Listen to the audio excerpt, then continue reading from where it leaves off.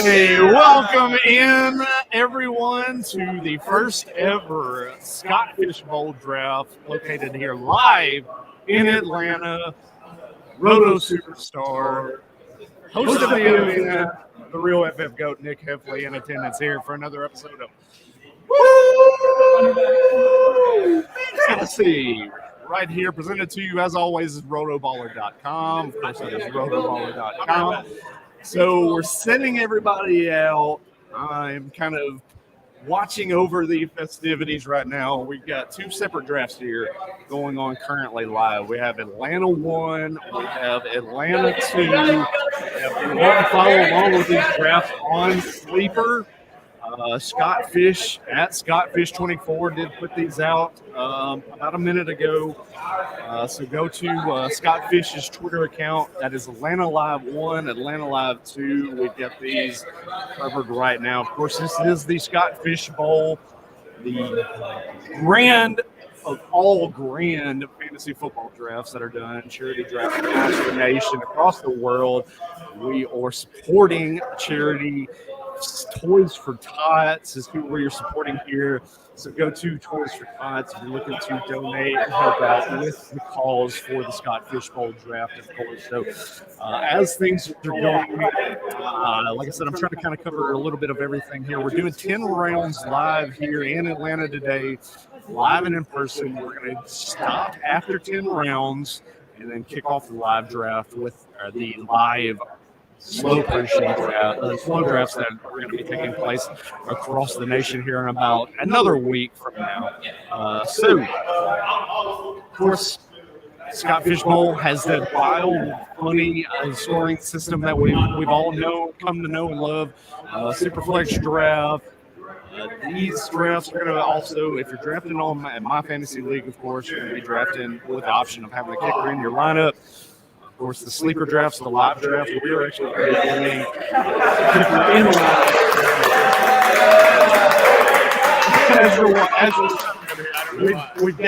we've got fantastic live drafting going on right now. Of course, with COVID and everything that's been going on the last few years, these live drafts have kind of been few and far between. But we're enjoying the community, getting out with everybody and talking a little bit of fantasy football. So, as things are progressing, I want to race in the of course, with that I can brag about that. Superflex draft and everything that we've got going on, of course, you're going to see a lot of the quarterback movements and stuff going on in these drafts here. Just to kind of give you a rundown at the moment, let's look and see through the first round here. If you're not following along on the sleeper, Jonathan Taylor goes 1-1 in the Atlanta 2 draft. Surprisingly, I was kind of shocked by this, but it goes Jonathan Taylor, then Josh Allen at 1-2, followed by Patrick Mahomes, Justin Herbert, Lamar Jackson, Joe Burrow. I take Kyler Murray at 7, Dak Prescott at 8, followed by Tom Brady, Austin Eckler, Jalen Hurts, and then Justin Jefferson to round out the first 12 picks of this draft. So we're right now coming into that third round reversal. So if you're not used to that, the third round reversal is where you do the normal snake draft through rounds 1 and 2 and then wrap back around to pick 12 to start off your third round. And then the rest of your draft is snaked from that point forward. So I am actually looking at the board here. I'm actually up. I have gone so far through pick 7. I have taken Kyler Murray and Matthew Stafford as my first 2 picks. And yeah. Looking at the board right now, because I can kind of get things back situated here. So let's see. So Nick, how's your draft progressing over there in Atlanta 1 so far? It's good. I'm pretty good. I was Kyler Murray, followed that up with Austin Eckler, and then Derrick Henry in round 3. So far, so good. It's similar to what I followed last year. there. But before I even get into my draft, like how awesome is it to be doing Scott Fishbowl this year? So we're drafting from Park Bench in Battery, Atlanta, just outside the Braves ballpark here. So if you're in Atlanta, if you want to come down and come say hi, feel free to do so. Drinks are on me. Not to anybody that's here right now. But we'd love to have you down, but it's all about community. We have Ron Jordan down here. We have crazy in-game host Marco and making some announcements. I'll post those up later. So Brandon's making picks making my pick from the sleeper app, trying to cover both of these drafts at the same time. I just went with Joe Mixon. My first non-quarterback in this draft here. Nick headed back over to Atlanta 1 currently right now. But and I'm getting the boos for the Joe Mixon pick here. It's kind of an obvious selection there. I've gone quarterback to start this draft off, so kind of good in that position. So at this point in time now, it's different to see how these strategies are kind of unfolding during the draft. Obviously, a super flex draft is going to be a little bit different than your typical, 10-team, 12-team, regular half-point, standard, full-point PPR type drafts. You're going to see a lot of the quarterbacks coming off these boards early, as opposed to what you see in your home leagues, where you see a lot of these quarterbacks kind of third, fourth, fifth round is when you start to see these guys coming off the board.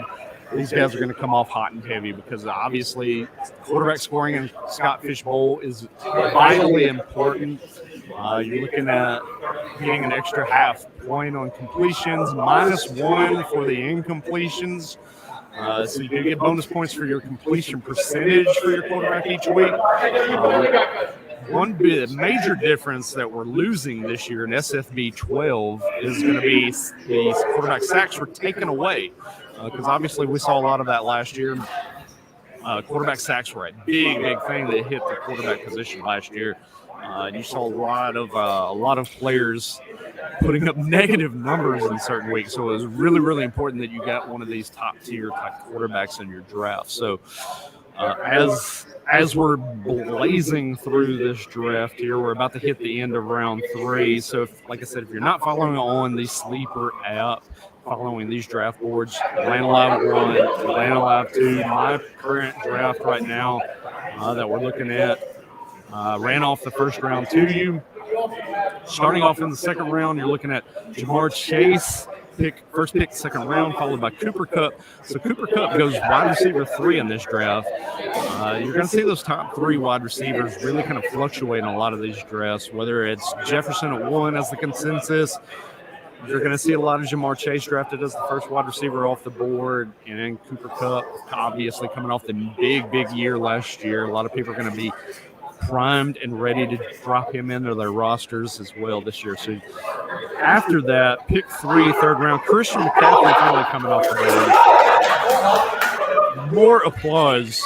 Looking at Atlanta 1 with a surprising pick apparently that we're looking at over there.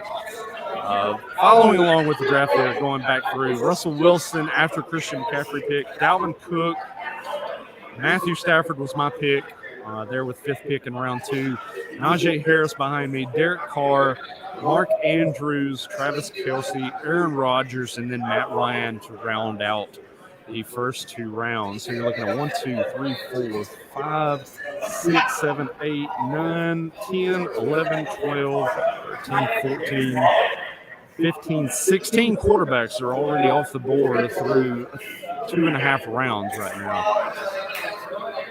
Just to kind of give you a little bit of a lay of the land, how things are looking right now. Let's see here. So back behind my Joe Mixon pick, with 5th pick in round 3, Javonte Williams comes off the board. A highly contested name in the fantasy football circle. A lot of people were very interested to see where he lands. Of course, people were very excited about his potential this year until we hit that point where Melvin Gordon re-signs with the Denver Broncos, and that kind of kills a lot of his upside that a lot of people were looking at. So Javonte Williams still going high in some of these drafts here. Some people buying into that upside still is that what we're looking at. Followed by Javonte Williams, we're looking at Saquon Barkley. Another hotly contested name, of course, coming off a down year last year, the year removed from the ACL injury. Now you're looking at Saquon Barkley, new offense with the Giants, with Dayball coming over from Buffalo, hopefully looking to liven things up a little bit for that New York Giants offense if they can get something out of Daniel Jones at quarterback. So Barkley is definitely a name to kind of watch in a lot of these early drafts, especially over the course of this next month, because we're not really kind of getting a look at him and see how things look with this offense until we get into the preseason. So that's something to kind of keep an eye on there. Nick Chubb was the pick behind Barkley over here in Atlanta too, followed by DeAndre Swift. A name to watch for as well. DeAndre Swift, a lot of people were thinking that they're going to see kind of a breakout year out of him this year. If he can stay healthy in 2022, I'm expecting to see good things out of DeAndre Swift as well. Finally, we see another wide receiver coming off the board after DeAndre Swift was Stephon Diggs.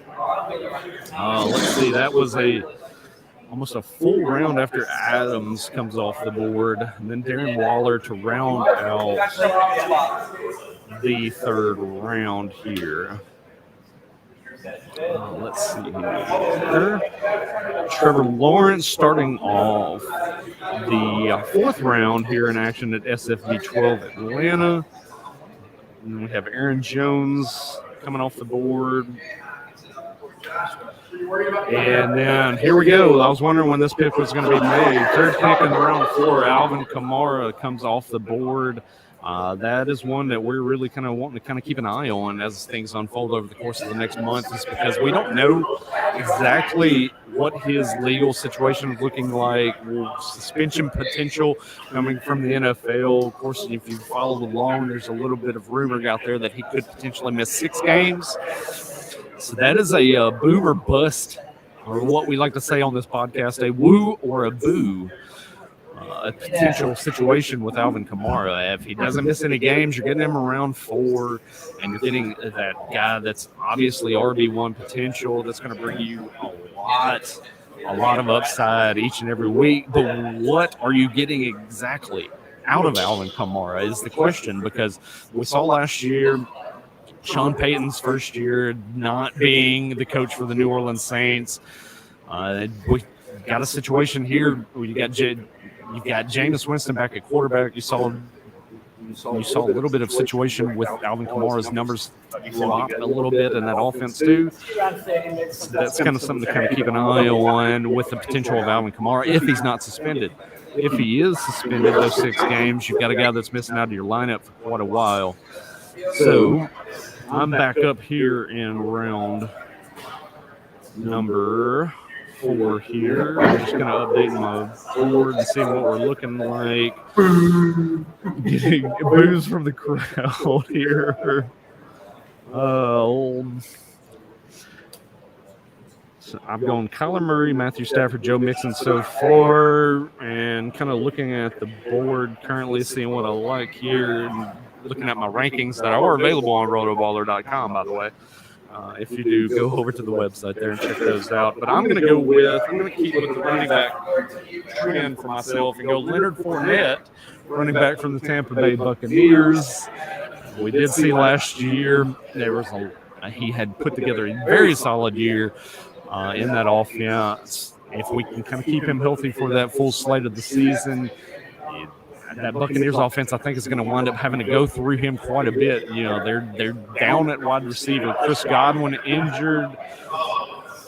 Rob Gronkowski obviously retired. So I think we're going to have to see a situation where we see a lot of running the ball through Leonard Fournette, and that should be a guy that, I mean, if we're looking through a lot of the rankings out there among the fantasy community right now, you're going to see guys that are getting, Leonard Fournette, pushing that top 5 at the position. I'm actually one of those that I think he's going to be in that borderline as far as a top 5 option in fantasy this week.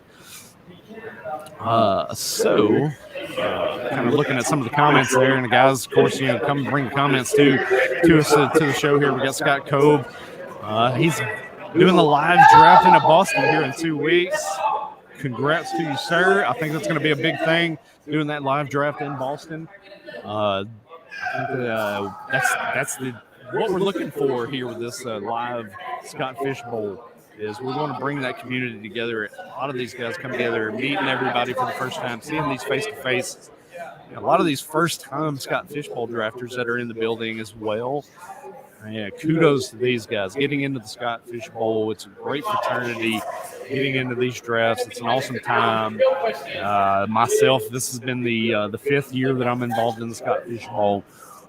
Look forward to this draft every single year. It's definitely a great time. This is one of my favorite drafts that I definitely do. Of course, benefiting Toys for Tots and doing all the charitable giving is an awesome thing. We do every single year with the Scott Fish Bowl draft. So looking, Scott, jumping back into the questions here. What's your philosophy going into this draft? And I think it's a good question. Not only for myself, but for everybody else out there as well. And I'll try to bring up some of these guys throughout these 10 rounds. Of course, we're going to probably try to hit, once we get to the end of the 5th round, we'll probably try to take a break. I'll try to bring some of the guys up here and run that mindset through them as well. But that's for myself, especially since we've switched over to the Superflex format back a couple of years ago. Obviously, you want to go in and with that scoring importance for the quarterback scoring that I mentioned just a few moments ago, you do want to make sure that you kind of hammer down your quarterback position. If you hit those tier breaks with the quarterbacks and you kind of hit a position where you're seeing a lot of guys coming off the board that you're just not ready to pull the trigger on yet, it's you can switch, go to a different position, grab your running back, grab your wide receiver, grab a tight end premium scoring. I haven't mentioned that yet either as well. This is a half-point PPR.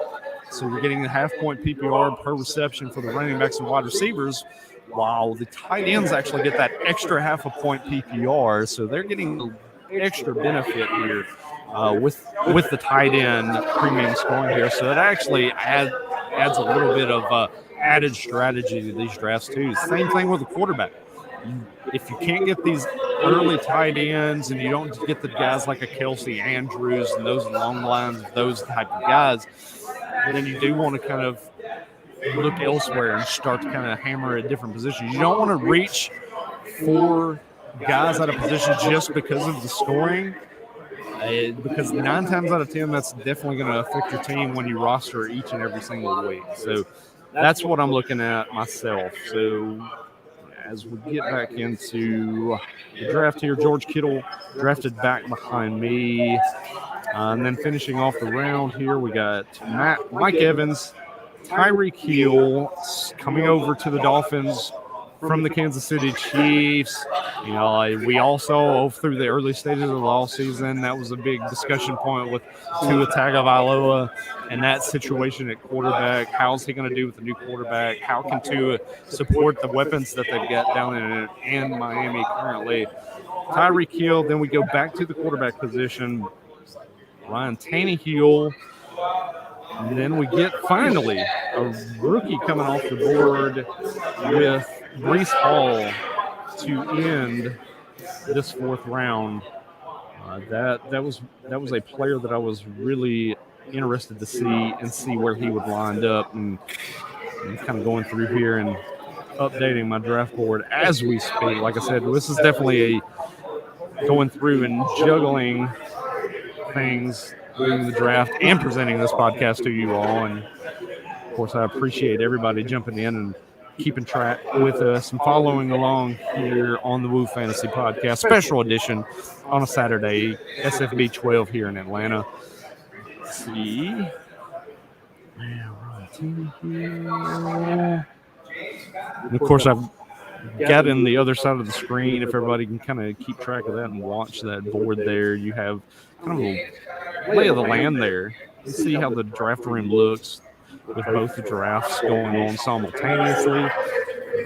First pick here in round 5, we got Travis Etienne coming off the board. That's another big name to look for, followed by Mac Jones. And here we go. We're kind of getting into the doldrums at the at the position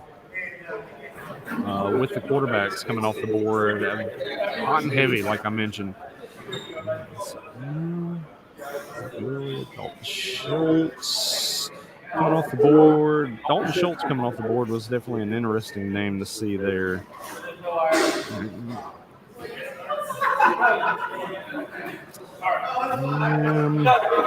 T. Higgins coming off the board right in front of me. And now I am up on the board looking at some potential here.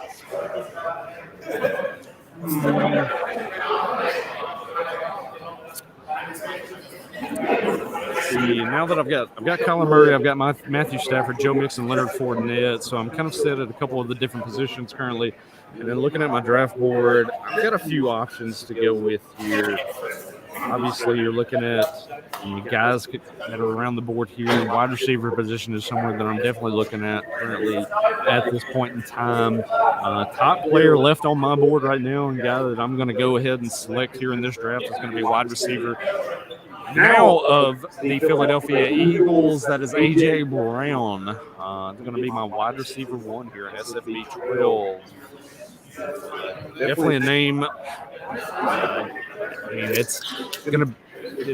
that's a tricky pick to make there, because what are we really going to be expecting out of A.J. Brown as a Philadelphia Eagle?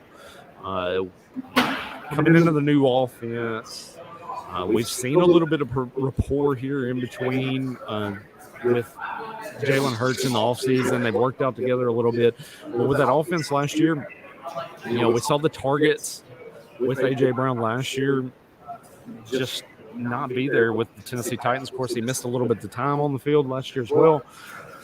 Titans passing as they were 31st in passing plays in the NFL last year in 2021.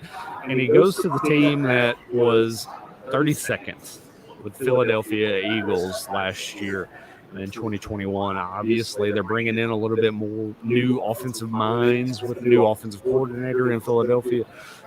So there's an expectation that this team is going to look to throw the ball a little bit more. Obviously, you make that trade for A.J. Brown, you sign him to an extension, you're going to want to utilize him in the offense. So, and a lot of people are going to be expecting big things out of Jalen Hurts as well. So you're going to use your top weapon in that passing game. And I think that's going to be something we're going to look at as well here with A.J. Brown. Back behind me, next pick off the board here with pick 6 in the 5th round, Cam Akers comes off the board. Another name to kind of watch for in early drafts. We saw that he come back very, very early from the Achilles tear, and that's an injury that we obviously, if you've been in fantasy long enough, you know that that's an injury that's very hard for running backs to recover from. So he comes back at a very Herculean rate last year with the Los Angeles Rams in that playoff run towards the Super Bowl. But he did not look good. That was the thing. He's very hesitant. Yards per carry were very low. He just didn't look like that explosive Cam Akers prior to the injury. So now with a full offseason to get healthy, what are we looking at with Cam Akers? Obviously, I think that Rams offense is going to be very pass heavy, continue to be. So opportunities-wise, what are we looking at there? Darrell Henderson's still there. So that's going to be a situation where we're going to see a split in that backfield to kind of keep Cam Akers healthy. That's going to be something to kind of keep an eye on in the early stages of the preseason and kind of early stages of the years, that usage rate, that volume that Cam Akers could potentially see. I'm not exactly sure what we're going to get out of that in that Los Angeles Rams backfield. So back on a little bit of the wide receiver run, we got Michael Pittman coming off the board after Cam Akers, which I do like that pick. I like Michael Pittman's potential now with Matt Ryan in that offense with the Colts. So I think we're going to see Michael Pittman kind of take another step forward up in tier at that wide receiver position when it comes to fantasy production. So that's one thing I'm going to be looking for. And then the second Miami Dolphin wide receiver come off the board, we got Jalen Waddle coming off the board there. David Montgomery, off the board. And Keenan Allen now off the board. We're about to wrap up here the 5th round here in Atlanta Live 2. Looks like Atlanta Live 1's already kind of at their break at the 5th round point. We got a break. We got my buddy Jeff Lee Mateo, who's drafted number 6, who I met randomly at a Home Depot about a year ago, and he was wearing a Scott Fishbowl shirt. He's drafted number 6 spot. And Jeff has gone 4 out of 5 tight ends so far. So I don't know if that's Jeff's strategy or he's trying to create some Twitter buzz, but Jeff's doing a good job. That's a bold strategy. That's a bold strategy. Let's see if it pays off. Oh, as you can tell, I'm surprised I'm hearing that. Let's bring Jeff Mateo up here because I want to hear about that. Jeff, come on up here. I want to talk to you about your strategy here in this draft here. So Jeff Mateo, obviously, you come off the spot over here. We're in the same shirt, obviously. So, Jeff. Yeah, Nick gave me the news here. You're 5 picks in, 4 picks, 4 tight ends to start your draft. So give me a little bit of your mindset, your strategy. What led into that? Was it how the draft unfolded? How the board ran to you? Were you looking to go 4 tight ends? Let's hear that. I had 0 plans to go 4 tight ends.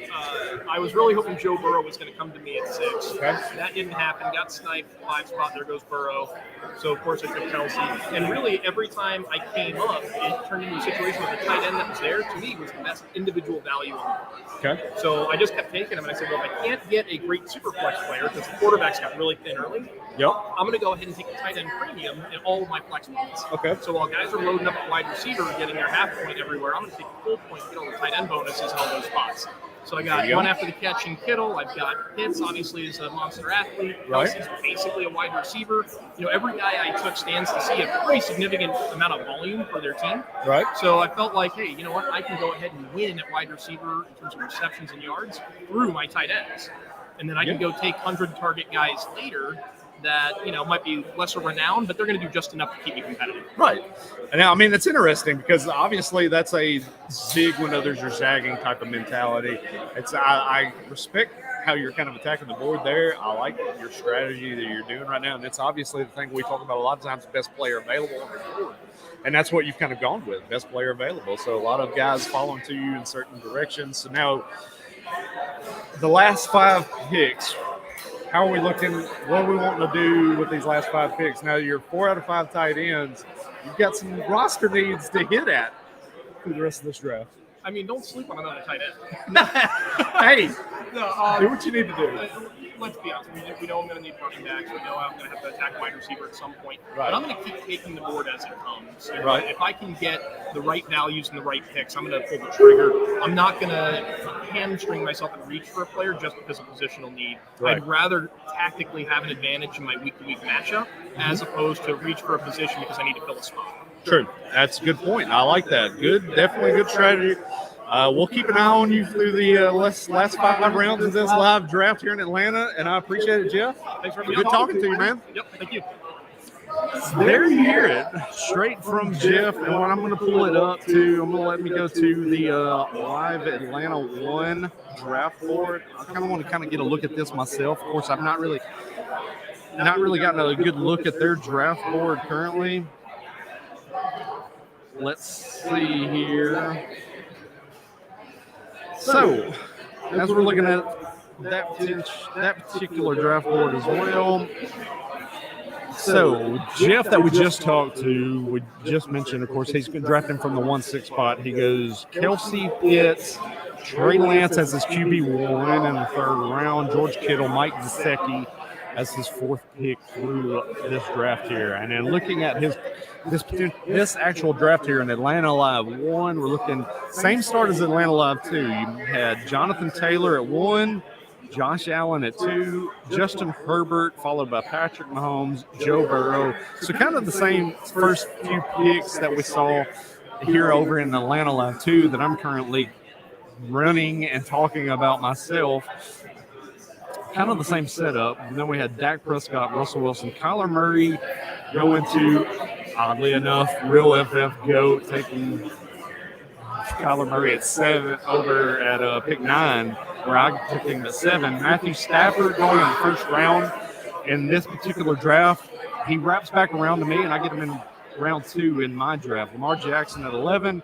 Christian McCaffrey to round out round number 1 here. Looking at round 2, Justin Jefferson. And then looking at their board, if you're following along here, like I said, on Sleeper, this is the Atlanta Live 1 draft. If you're following along, this particular draft does go a lot different than the current one I'm doing over here in Atlanta Live 2. You've got a lot of the position players, especially a running back coming off that board, a lot sooner than they are currently in Atlanta Live 2. So you've got Justin Jefferson coming off the board first round 2, Mark Andrews, Tom Brady, Austin Eckler, Najee Harris, Tua Tagovailoa coming off here pick 6 round 2, Kyle Pitts, Jamar Chase, Dalvin Cook, Jalen Hurts falling all the way back towards the end of round 2. That could prove to be a big pick there for the team picking here from the 3rd spot in this draft, going Justin Herbert, Jalen Hurts. I like that start. Kirk Cousins, and then Aaron Rodgers to round out round 2. Then we hit that 3rd round reversal. Derek Carr coming off the board first here, first pick of round 3. Then you see Cooper Kupp and Devontae Adams coming off the board. Like I mentioned, these 2 guys coming off the board a lot later than they did in the draft over here in Atlanta Live 2, and that's what we like to see in a lot of these drafts, especially when it comes to the Scott Fish Bowl. You're going to have so many different types of strategies. These boards are going to kind of unfold a lot differently between the 2, so it's something to keep an eye on, and I'm glad we can kind of bring this like first-hand view for a lot of you that are out there right now, is get a good look at it and kind of adjust your strategies. Everybody's done the mock drafts. You've been doing them for weeks now since you've gotten your invite and they've started the mock drafts up. But it's always different once you start the real thing. I've preached that on this podcast over the years. You can do mock drafts until you're blue in the face, but it's always something that people are just kind of testing out different ideas through the mock drafts. And once the rubber meets the road, when you start these actual drafts, things kind of unfold a lot differently when it comes to that. So I'm glad you're kind of able to get that first look, actual live Scott Fish Bowl here through the Woo Fantasy Podcast. Of course, I do want to point out our sponsors here for the podcast as well, at Underdog Fantasy. And, of course, following through here, it's rotoballer.com. If you go to both, sign up for premium on rotoballer.com, and also go to underdog.com, at Underdog Fantasy on Twitter, of course. Sign up for either one of those, premium on rollerballer.com or at Underdog Fantasy, promo code WOO to get you a discount at checkout. And of course, at Underdog Fantasy, your first deposit will be matched with that promo code WOO as well. So go and definitely do that for us too. So we've hit this break point now here with this current draft. So as I'm looking at a lot of these drafts,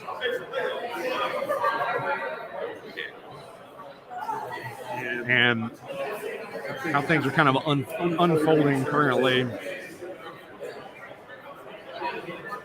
we've got these last 5 rounds coming up. And of course, we're going to take that break at the end of round 10 and kind of let everything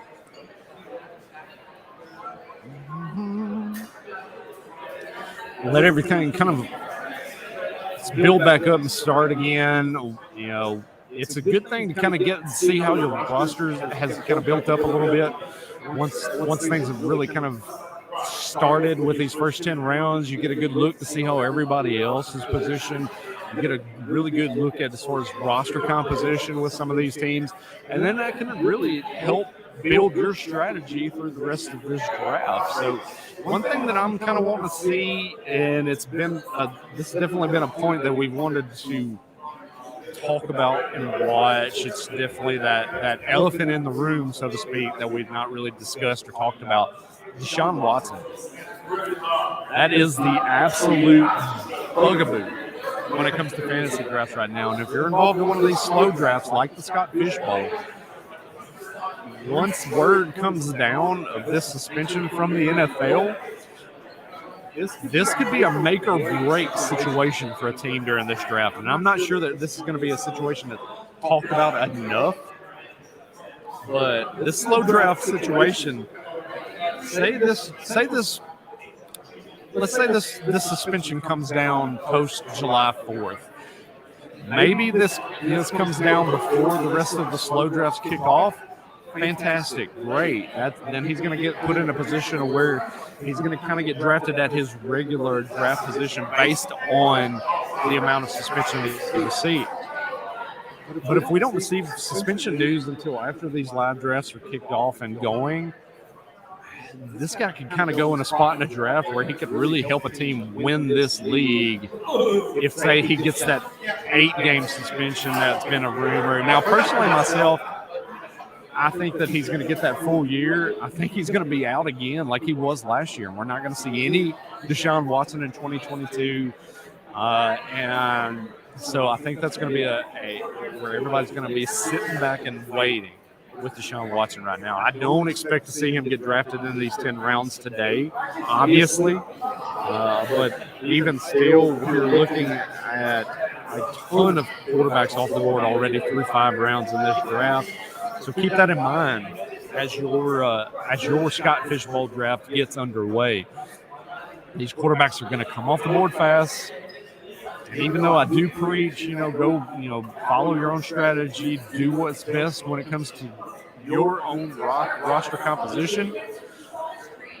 But the way these quarterbacks come off the board, you don't want to get stuck behind the 8 ball at a certain point either, because the way that quarterback scoring is, even though it's a super flex and you're going to want to feel enticed to start that second quarterback every week, if he's in a situation where he's just not going to score you the points and possibly potentially put up a negative scoring week for you, it's just not worth it. It's not worth it to put that guy in your second flex position. So that's something to kind of keep an eye on as well.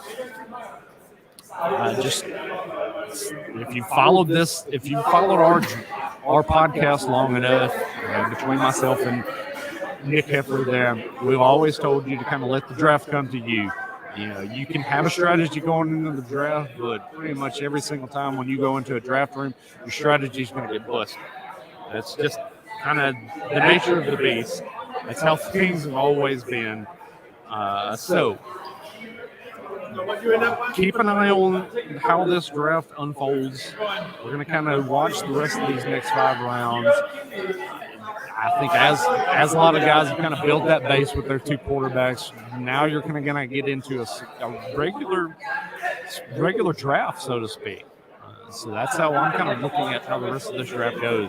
Now you're put in a position where you do want to kind of follow your own rankings, and you want to follow your board and adjust accordingly if things kind of go a little bit off the cuff and there's a little bit of a curveball, so to speak. We are here at the Battery in Atlanta, right next to Truist Park, where the Braves play. It's a little bit of a baseball connotation thrown into that, because we're all used to a curveball being thrown at us in drafts, so that's something to keep an eye on as well. So now, if you're not following along with us, definitely do that. Go to Woo at Woo_fantasy on Twitter. Give us a follow there. Obviously, at Roto Superstar here. Give us a follow there and check in with us. And then also over here at Woo Fantasy YouTube page, we have the draft going along as well. So shoot us some comments here, whether it's on the YouTube page, whether it's on our Twitter page. Send us some comments in. If you're following along on Sleeper, definitely check those draft boards out. Shoot us some comments over here. Let us know what you like, what you dislike, how some of these drafts were kind of unfolding so far. I want to hear from you guys out there, guys that are preparing for a Scott Fishbowl draft. Let me know what your thoughts are so far through 5 rounds of these drafts here at SFB 12 here currently in Atlanta. Do my best to follow along. If you got a question you want to shoot to us, definitely send that in too. We'll answer any and all questions that come our way. Definitely will do that. So, but other than that, this is it's a fantastic, lovely, and hot day here in Atlanta at the Battery. We're at Park Bench, like Nick mentioned earlier, Park Bench here in Atlanta at the Battery. They were nice enough to open up this establishment for us. They're typically closed at this time of day, but hosting this potential draft, this actual draft here, SSB 12, having a good time down here in Atlanta. It's been great to meet a lot of these guys, putting names to faces as we've kind of talked to some of these individuals. So, actually, we're going to be getting everything started and kicked back up again here in just a few moments. So, hopefully, as I know Scott mentioned earlier, it felt like these 10 rounds were going to fly by in 30 minutes. We did get that hot and heavy start to these drafts, so it's definitely a juggling situation. As I'm trying to kind of keep an eye on both of these drafts, follow along myself, try to keep my my draft board together and everything too. I don't. It's definitely tough to do the live drafts and to watch how these things unfold live and in person while you're doing a podcast.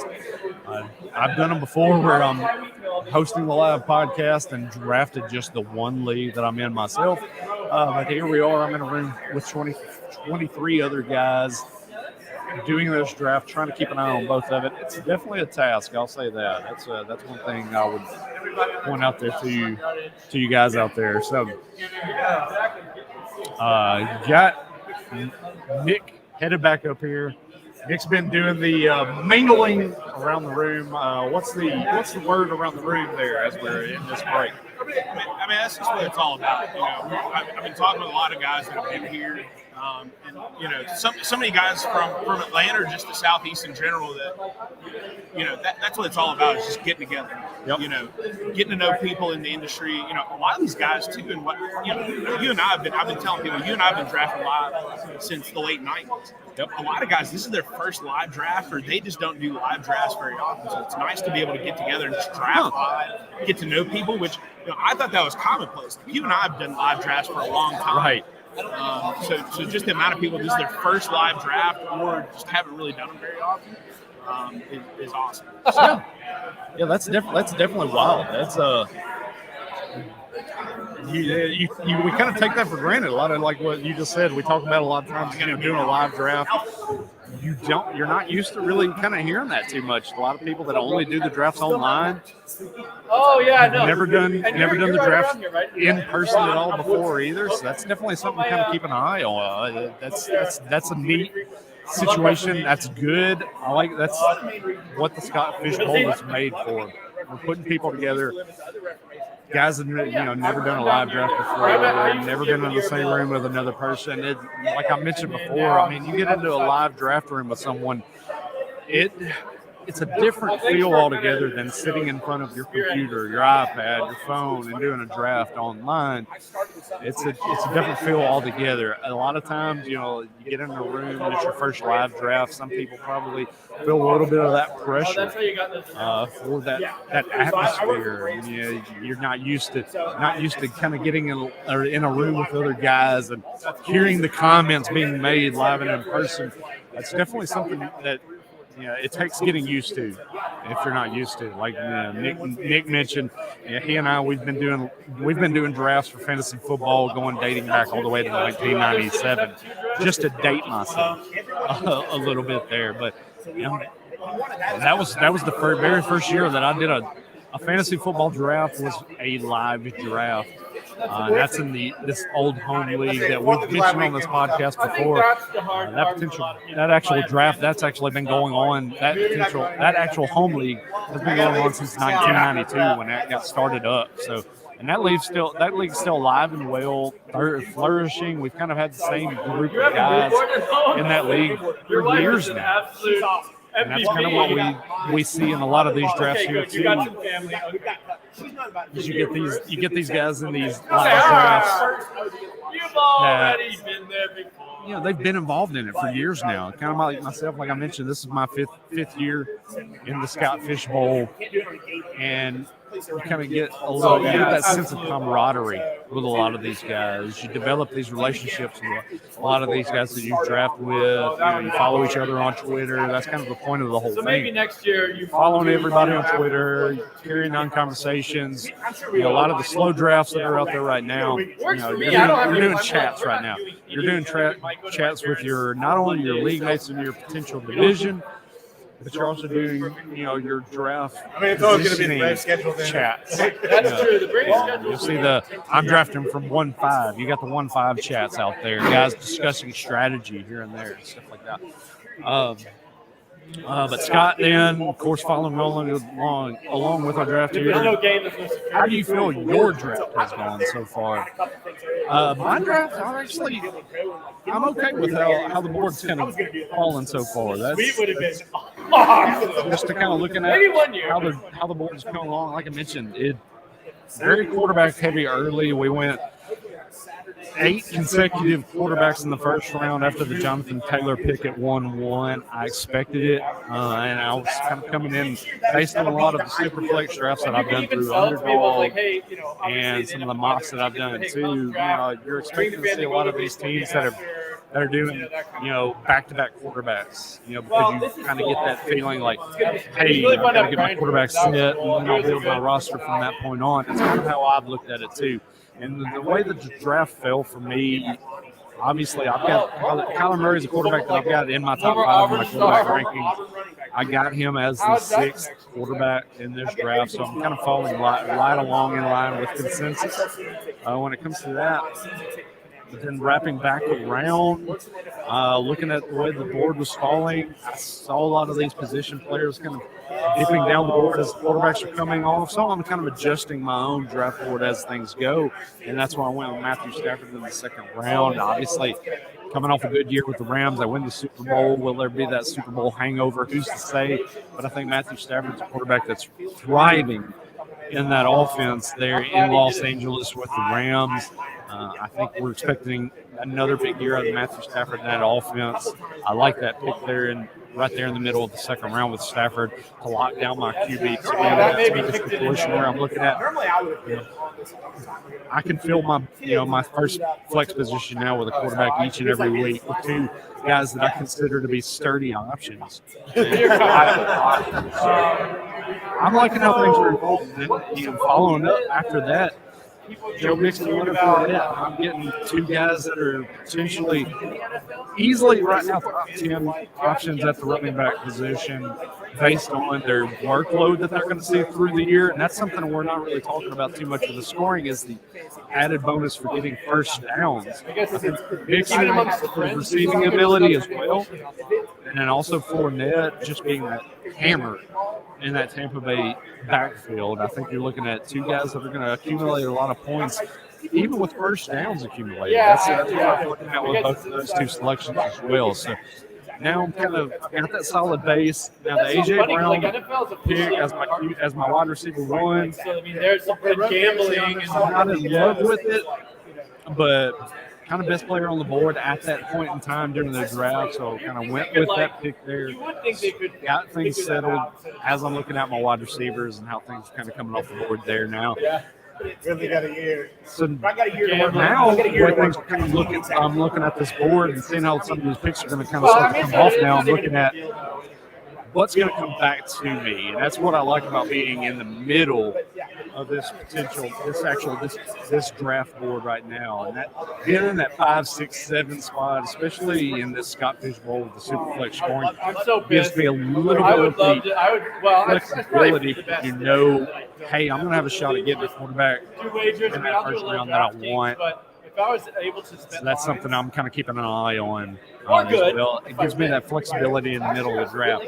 If you're on the ends, I mean, a lot of times you kind of get locked into that mentality where I've got to start reaching for a player because he's not going to make it back to me. Or I've got to start the run before it starts behind me. I've got to go grab this player before that run starts. That's something that you get that pressure at both ends of a draft board. And, of course, too, we talk about the third round reversal. that's something you have to look at on that first end of the board when those picks, 1, 2, 3. Obviously, you're getting your pick of the litter of the upper echelon of fantasy producers with those first round picks. But when it's coming back to you at the back end of round 2, you really you have to hit on that particular player. And you got to hope that production is going to be steady on a weekly basis, because that third round reversal, instead of getting a quicker player, and you're going to get somewhere along the lines of 25, 26, 27 overall off the board, now you're looking at a guy that's coming off the board, and you're looking at 34, 35, 36. It's a lot of production you're missing out on as that board is kind of unfolded, rolling back around. I'm talking myself into guys That's something to kind of keep an eye on too, depending on where your draft position is. So Scott, that's a good question. I like how my draft has gone thus far. He may not, because he's not a high completion. I mean, let's be honest.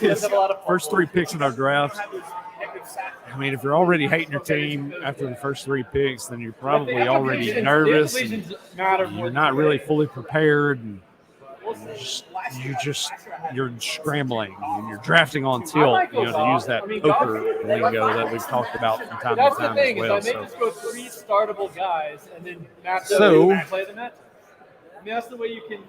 But it's maybe like I keep reiterating, it's cool. It's cool atmosphere. You got these, a lot of these guys in the same room themselves.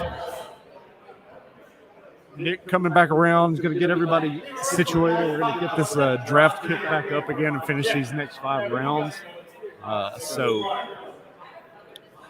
I am captaining this ship for you, ladies and gentlemen, as we wrap up the first ever. I think that's a big distinction.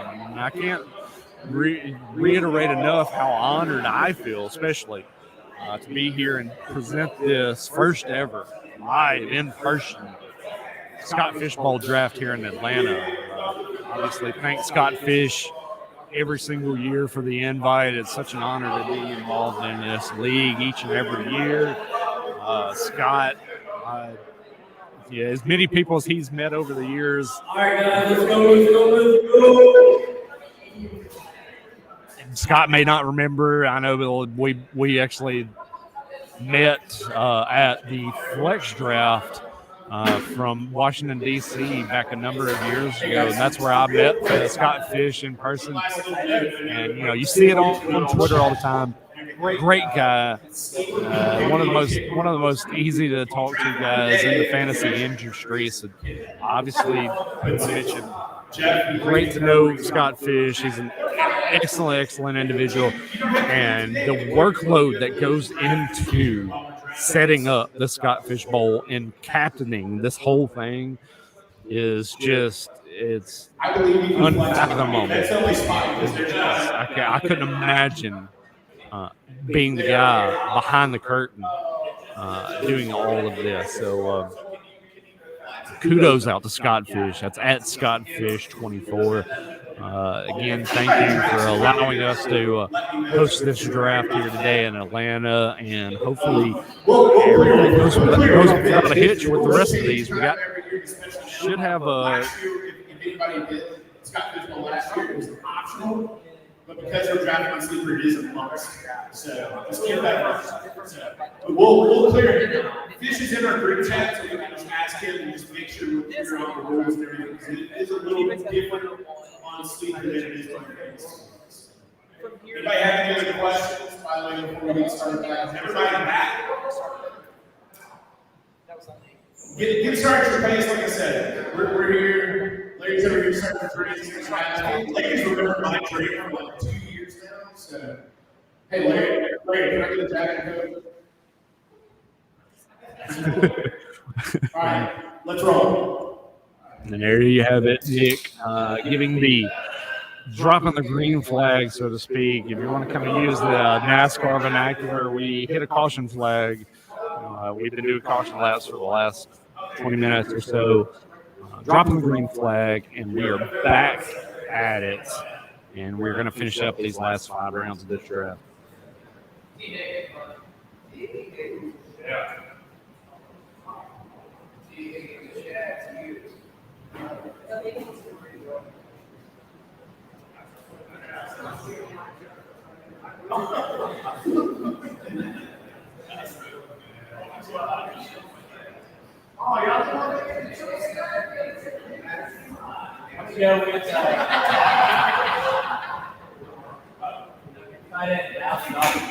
Cam Akers is on for Davis Hughes. Running back Josh Jacobs.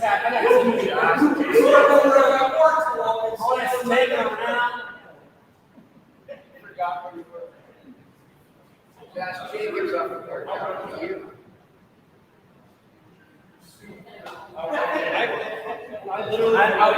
Guys can blend Jeff over there.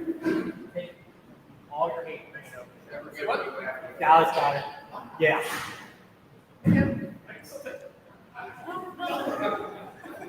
You won't be. You won't be. All right.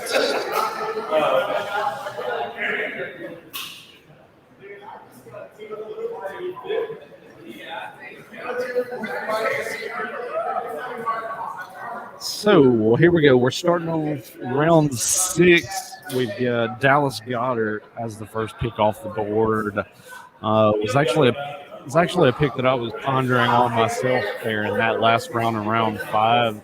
Like I mentioned with the tight end premium scoring. Was definitely interested to see where he was going to be coming off the board at. So,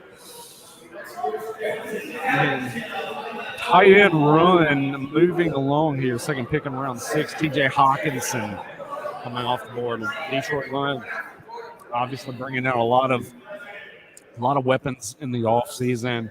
Drafting Jamison Williams in the first round in the NFL draft, who's going to be coming off an ACL injury. He's likely not going to be ready until the middle of the season. DJ Shark brought in as well too.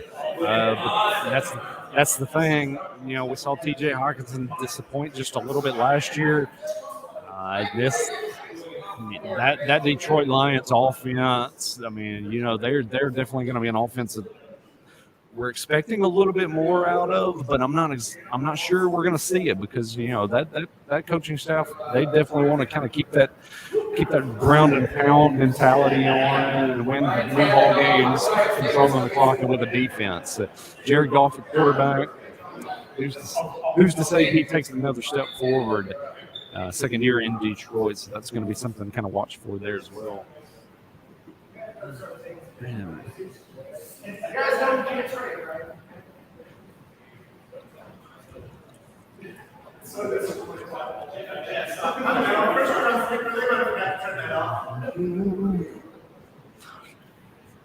He's coming.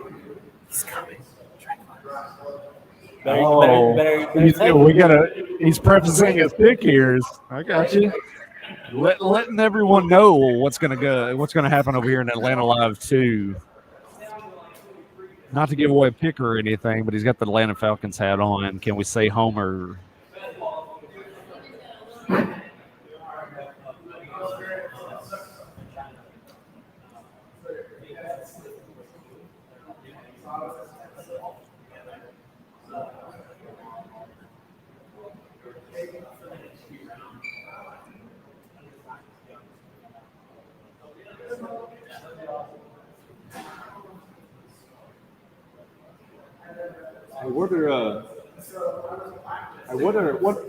What are picks 3 and 4? What's that? What are picks 3 and 4 on the board? Fields and Elijah Mitchell. Fields and Elijah.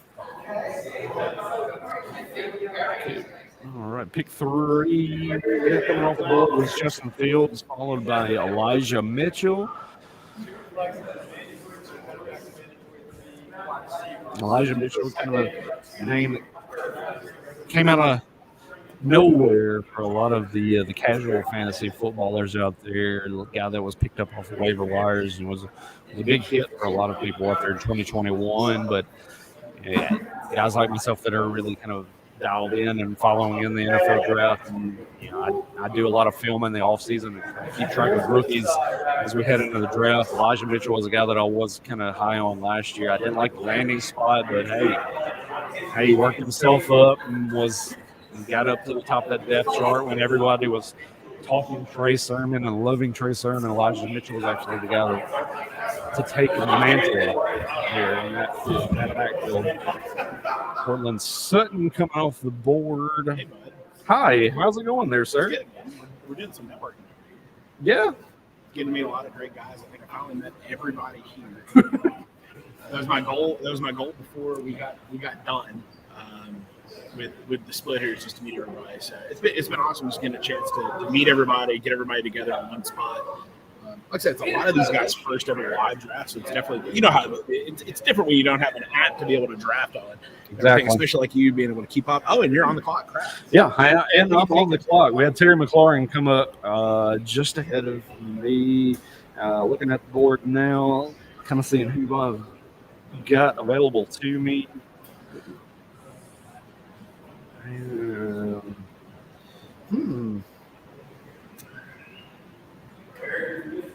I am going to go.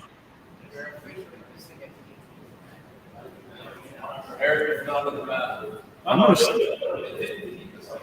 going to stay with the wide receiver position, and I'm going to go with target machine Deontay Johnson from the Pittsburgh Steelers. Going AJ Brown, Deontay Johnson as my last two picks. Yes, we've got Kenny Pickett, Mitch Trubisky, this guy's favorite quarterback. They take him. So, got a very questionable situation there with the Pittsburgh Steelers quarterback situation, but obviously Deontay Johnson, I think, is going to be the guy that's still going to man a lot of the targets, be the focal point of that offense. Oh, wow, yes, we did. We swapped over sticker position, sticker people here at the board for Atlanta Live 2. The first ever #1 overall pick in live Scott Fishbowl draft history in both leagues. Jonathan Taylor, yeah, like we mentioned. I was actually shocked. I figured Josh Allen was going to be a pick in one of these two drafts. Got a lot of chatter here for the Atlanta Live 1 draft. Looked like somebody made a funny pick. Nope. I think it's Breece Hall. I went David Montgomery. I almost took Breece Hall. It was one of the two, but David Montgomery is going to be a focal point of that Bears offense in general. So I felt pretty good about going that direction. And that's something that I talked about a few minutes ago during the break, kind of getting a look at y'all's board over here with Atlanta Live 1 as compared to the Atlanta Live 2 draft that I'm doing. How different is it? Completely different. Between the two, we had a lot of quarterbacks coming off the board early over here, wide receivers coming off the board early over here on Atlanta Live 1, where y'all were really low. Quarterback very fast over here in round 1, but then running back was really, really fast over here on your actual draft board as opposed to ours. It was something that I was looking at the difference between the two. It was definitely something to keep an eye on. Back behind my pick at Deontay Johnson, we had Marquise Brown come off the board. The de facto wide receiver 1 for the Arizona Cardinals right now, while DeAndre Hopkins is on a 6th game suspension. Let's see, what's his name? AJ Green. AJ Green, yeah. AJ Green's not the wide receiver 1. Nick Heffley bringing in that quality fantasy football analysis here on the Woo Fantasy podcast. He's back to doing his salesman situation. He's got a pick coming up here in a few minutes, but he's the mingler of today's event. He is the host here at Park Bench in Atlanta. So he's definitely doing the shaking the hands and meeting everybody out here on the floor while I am the host of today's events here live in Atlanta with SFB 12. J.K. Dobbins off the board here, back behind Marquise Brown, and then D.K. Metcalf comes off the board. Another wide receiver kind of in that clump, in those mid-tier kind of wide receiver 2s right now that you're looking at questionable quarterback circumstances. Same thing like with my pick with Deontay Johnson. Terry McLaurin with Carson Wentz under center. And then also you're looking at that situation with Arizona, Marquise Brown. How's that going to look once DeAndre Hopkins comes back? And that's a player to kind of keep in mind. Will we see him come off the board here at these first 10 rounds in this live draft today? 6-game suspension for DeAndre Hopkins. So you're needing to bake in those games lost into where you have him in your rankings. But you know when he comes back in, he's going to be the guy that's going to take command of that wide receiver room. But this is something I've thought about over the course of the last few weeks too, is that, you know, you have that college rapport, that college connection between Marquise Brown, Hollywood Brown, and Kyler Murray. Will that really take hold in the absence of DeAndre Hopkins? So it's going to be interesting to see how the target distribution comes into play once Hopkins comes back from his suspension. And then Josh Jacobs comes off the board here at pick 11 in the 6th round. And then like I mentioned during the break, that we're looking at a lot of the kind of getting into your normal, regular type of draft board right now, where you're seeing a lot of a regular draft at this point. You know, we went through that early rush of quarterbacks, and now you're kind of, everybody's falling back into that comfort zone of what a normal draft is going to look like, your normal kind of half-point PPO.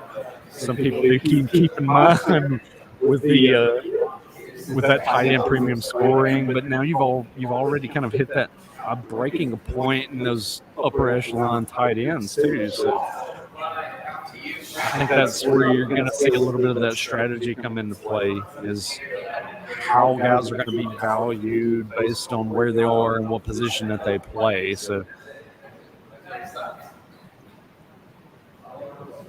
Mike Williams, watch. Final pick around 6. Yeah. Jameis Winston comes off the board. Followed by the back-to-back pick, we go DJ Moore.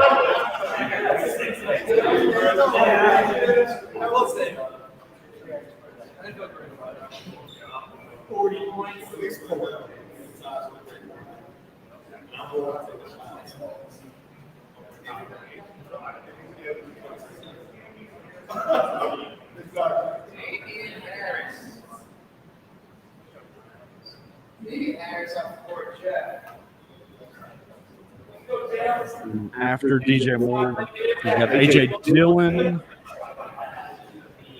coming off the board, followed by Mike Williams from the Los Angeles Chargers, coming off of a very big year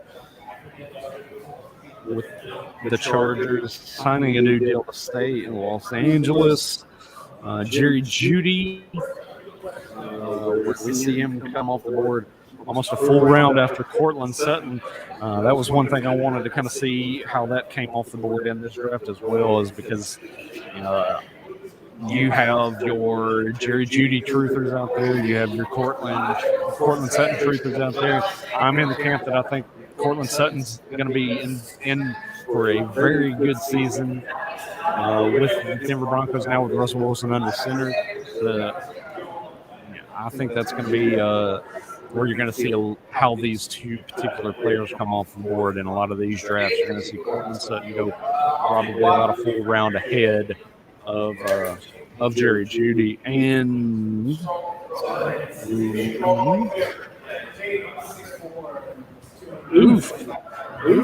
getting sniped. Antonio Gibson coming off the board with one pick right in front of me. That was actually who I was looking to pick here in round 7. A far cry from where we were seeing.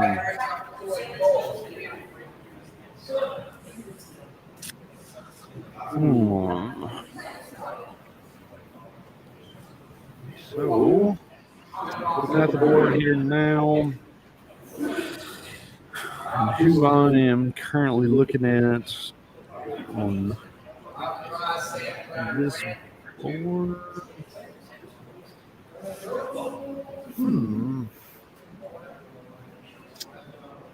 It's not going to be the sexiest pick, but he's the next best at the position on my board.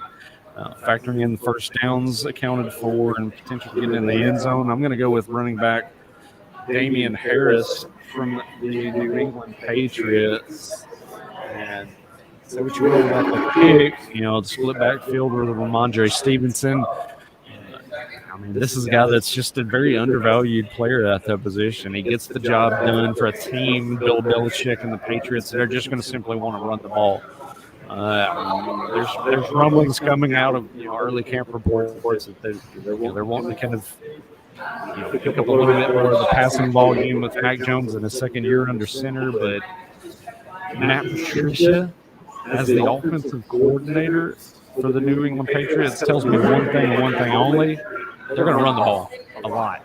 So I think Damian Harris there is my RB3 in this draft. I think that's a good value in the 7th round. Like I said, I was actually looking at Antonio Gibson there. If you follow this podcast long enough, I've been the conductor of the Antonio Gibson hype train since before he got into the NFL.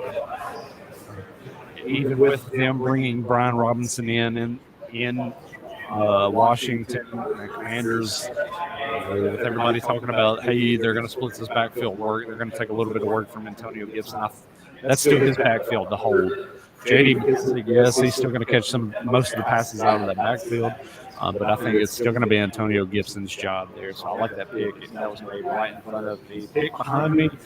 We have Juju Smith-Schuster, now of the Kansas City Chiefs, going there right behind me. That team is now looking at a wide receiver group of Deebo Samuel, Terry McLaurin, Juju Smith-Schuster as their top 3, with only Joe Burrow as that first-round pick. So they've gone Joe Burrow, Najee Harris, Javonte Williams, Deebo Samuel, Cam Akers, Terry McLaurin, Juju Smith-Schuster to start this draft off. The way these quarterbacks have come off the board, that's probably going to be a situation where it's forced your hand. And you've had to kind of go with best player available instead of reaching for that position like we've talked about during the course of the show. So it's kind of interesting to see that. Joe Burrow as your one and only QB through 7 rounds is tough. And that's how a lot of these drafts kind of they come at you fast. That's how I like to say.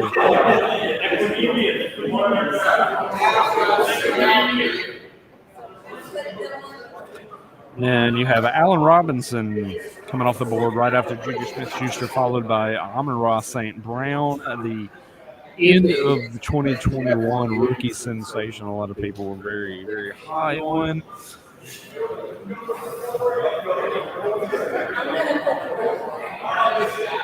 And just kind of looking at the board and how things are kind of unfolding right now, looking at the team. This is going to be something that I'm going to keep an eye on here with this team at pick 2 that started off with Josh Allen. He's going to have 2 of the next 5 picks.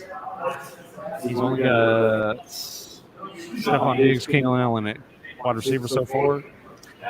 Will we see Gabe Davis, the guy that's been a much talked about player in the fantasy football community over the last few weeks? It'll be interesting to see if he's going to be a pick that goes to the team with Josh Allen to pair as that double point combo. A lot of people like to do that in their drafts, put together that quarterback wide receiver combo.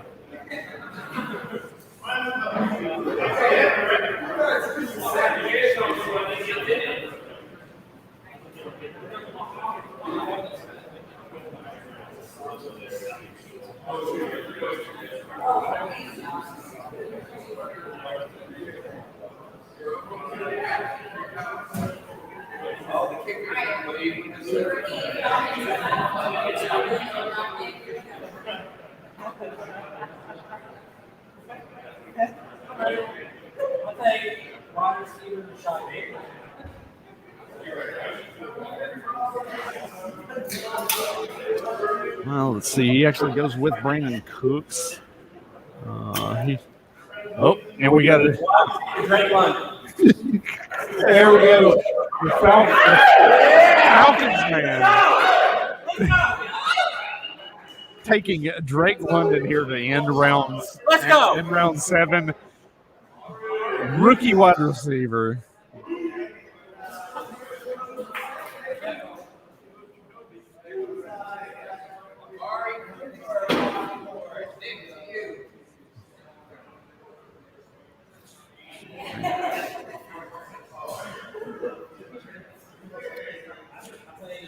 So he actually goes Rashad Bateman and then Drake London to start off round number 8.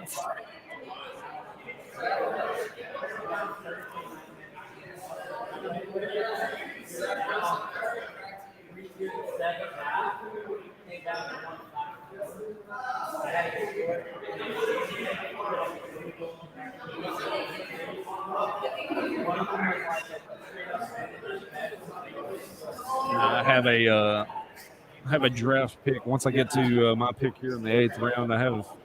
It'd be like being Zach Wilson. I'm not probably. What you go with? You went with Zach Wilson as your QB3.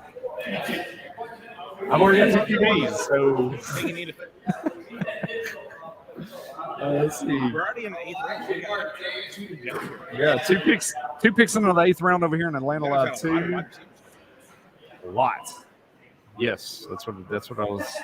We've had a lot of wide receiver run going on over here in Atlanta Live 2. Kareem Hunt off the board over here in Atlanta Live 2. Second pick around 8, followed by Michael Thomas. I thought about going there with this pick. I may still go around. How are you feeling about Michael Thomas? You think I don't know. he's a wild card? He is. I mean, the kind of guy. I was actually going to go Elijah Moore and do a stack with that. He's a wild card. I mean, he's a guy that obviously has been the number 1 wide receiver overall in fantasy. He's been hurt. He's got Jameis. Jameis can throw the ball. It's all about whether he's hurt and whether Michael Thomas wants to play ball. Yep. Snipe alert on me there in round 7. 1 pick in front of me. Antonio Gibson comes off the board. Sniped. He went in like round 5 of those. That just shows you the difference between the 2 different live drafts here. Right. Yeah, it's definitely something to keep an eye on. We're still not even kicked off with the Chicago draft, so everybody should be turning in, right? Right. Everybody should be jumping in. You've got actually here about another, let's say, 40 minutes. SFB 12 Chicago gets underway 3 p.m. Central Time. That's 4 p.m. East over here. And this is when they're going to get their drafts going and underway. Looks like I'm back up on the board here. We have Zach. What do you think? What's your team? Oh, I know. Let me hold on. Let me pull up your team here. So you start at 2 quarterbacks, and then you got Joe Mixon, Leonard Fournette. You got Damian Harris. You got AJ Brown, Deontay Johnson. So what do you think? So you don't have a tight end yet. Is that the route you're going here? I am not. No. Okay. Actually, what I'm looking at once I get this, we had Zach Ertz, Miles Sanders come off the board in front of me. I'm actually going to go back into the wide receiver well here. Let me go with the guy that's a lot of upside attached to the name, wide receiver 1 for the Chicago Bears, and I'm going to go with Darnell Mooney, wide receiver for Chicago Bears.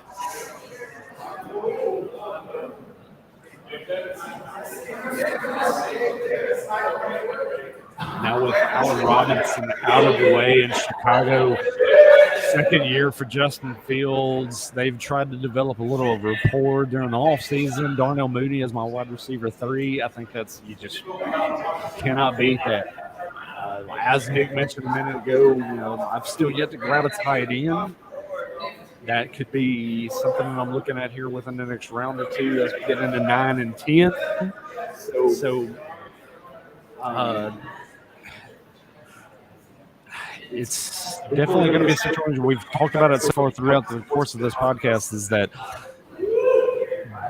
what do you do when the positional scarcity hits? Do you reach and stay, and so that way you can fill that position, or once it's at a certain point, do you just avoid altogether and go follow your draft board? That's a situation you're kind of running into currently. I don't really like the tight ends that are available when it comes to my spot in the draft. and I think there's better options available to me. Even with the tight end premium scoring, I like what I'm seeing at other positions on the board. So that's kind of what my mindset is currently. DeVonta Smith, as we see, 2 out of the last 3 picks coming from those Philadelphia Eagles. Let's go. Let's go.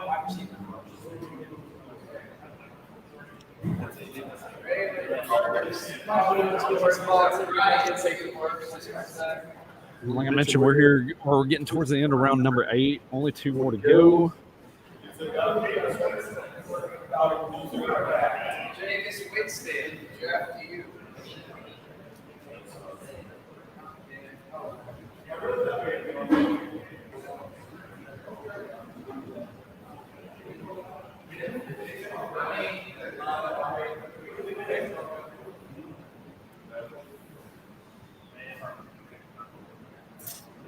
Let's see. Cole Kmet coming off the board after DeVonta Smith, followed by, wondering when I would see this name coming off the board, Chris Godwin. Obviously coming back from that late season injury, the ACL for the Tampa Bay Buccaneers. That's going to be a name to kind of keep an eye on in these drafts, is who's a believer in how early he's going to be back and who's avoiding it because of that ACL tear so late in the year. That's kind of a situation for me. You know, even if you're talking to a lot of the guys from down there in Tampa Bay, and if you hear reports coming from a lot of the beat writers out in that Tampa Bay area, some of those guys aren't really expecting to see Godwin back and ready to go what we would consider full force ready to go until November. I mean, you're missing a lot of games at that point. You have to kind of figure, looking at a guy, a situation similar to, like, let's say a DeAndre Hopkins. You're baking in 6 games at that point in time. Is how I'm looking at that. And then followed by the Chris Godwin selection. There he is, finally off the board. Gabriel Davis, good old Gabe Davis, lasting all the way until 94th overall here in SFB 12, the Atlanta Live 2 draft. And 10th pick of round 8. A lot later than I thought. We got a little bit of some chatter. Oh! Ladies and gentlemen, we have our first kicker off the board here. Second pick of round 9. Evan McPherson from the Cincinnati Bengals comes off the board. That was after the team on the end here goes back-to-back quarterback Zach Wilson, followed by Daniel Jones. Tight end Dawson Knox.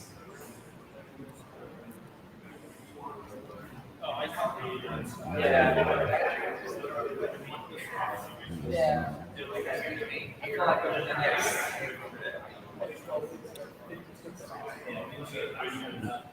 Tight end Dawson Knox coming off the board here, 3rd pick here in round 9.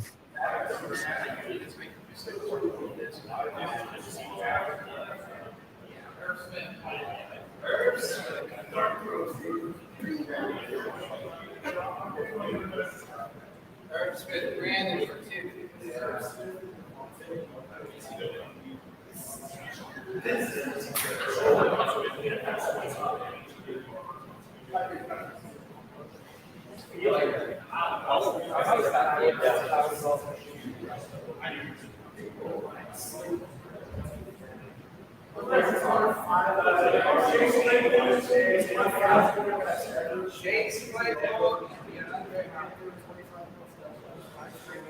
Oh, let's see.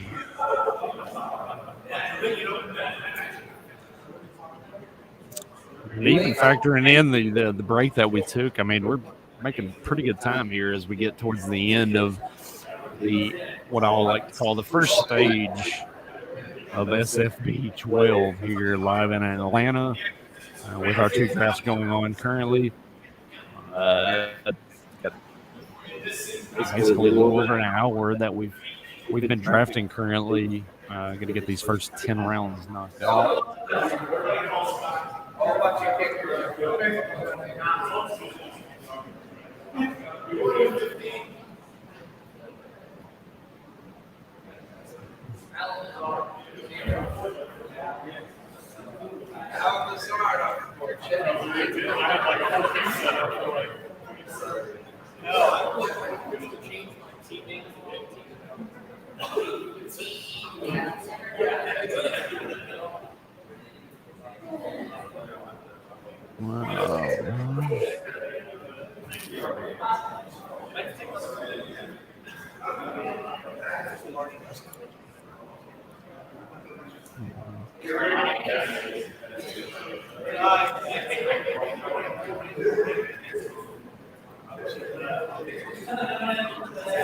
Yes.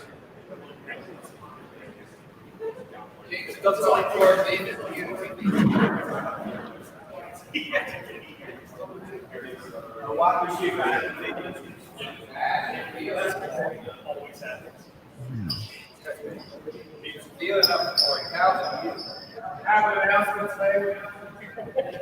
At the 2:05, at the Best Rockets draft, kicker of underage women, Kareem Hunt.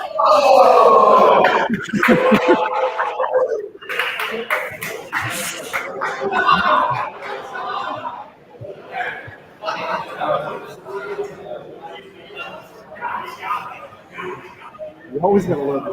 You always got to love when a guy's announcing Announcing is kicker pick. Because as most of you know, kicker is definitely a position where a lot of people out there, it's a hot button issue whether or not you want to have the kickers involved in your drafts. Obviously, our live drafts here with the Scott Fish Bowl, we have to draft kickers to put into our rosters based on restrictions with the sleeper roster composition. So that's what we're looking at there. Let's see. So we had Dawson Knox, Adam Thielen coming off the board, followed by Clyde Edwards-Helaire, and has me back up on the board now.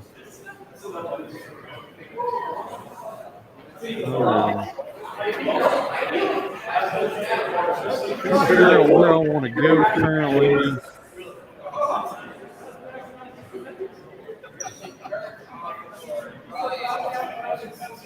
And the way things are looking on my board, and roster composition that I currently have at the moment. Let me go. I'm going to kind of jump into the tight ends here with my pick. I'm going to go with Pittsburgh Steelers, Pat Fryermuth, to get my first tight end on this roster.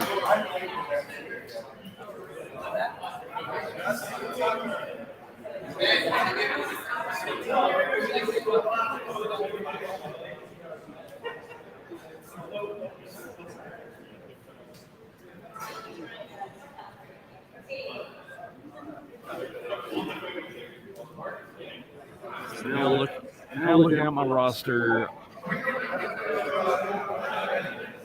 Kyler Murray, Matthew Stafford, Joe Mixon, Leonard Fournette, A.J. Brown, Deontay Johnson, Damian Harris, Darnell Mooney, Pat Fryermuth, currently through 9 rounds. 1 pick left to make today for my SFB 12 start here in Atlanta.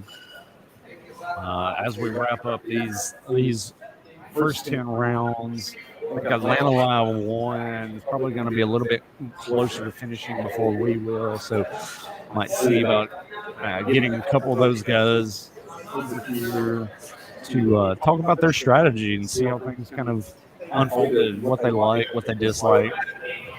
Kind of get a little bit more perspective from some of the guys here within the room before we conclude our broadcast here from the park bench in the Battery, Atlanta, Georgia. First ever live SFB 12 Giraffe brought to you by the Woo Fantasy Podcast and Rotoballer.com.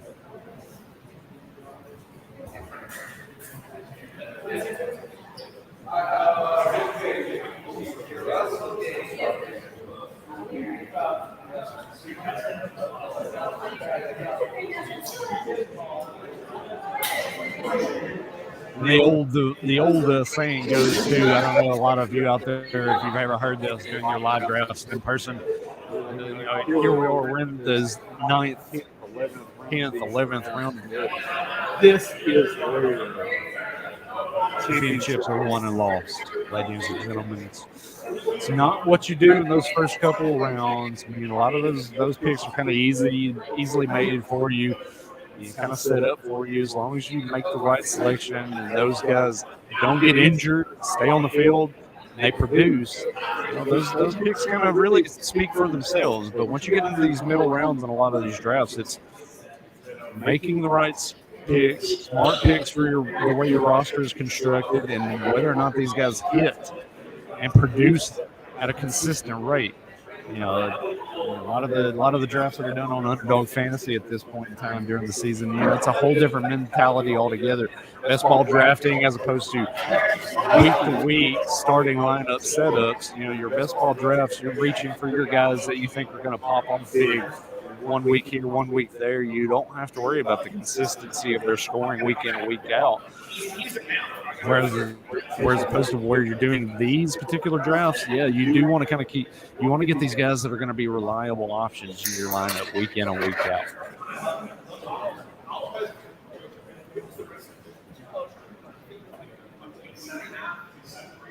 We'll start back up on our side. We'll just start back up.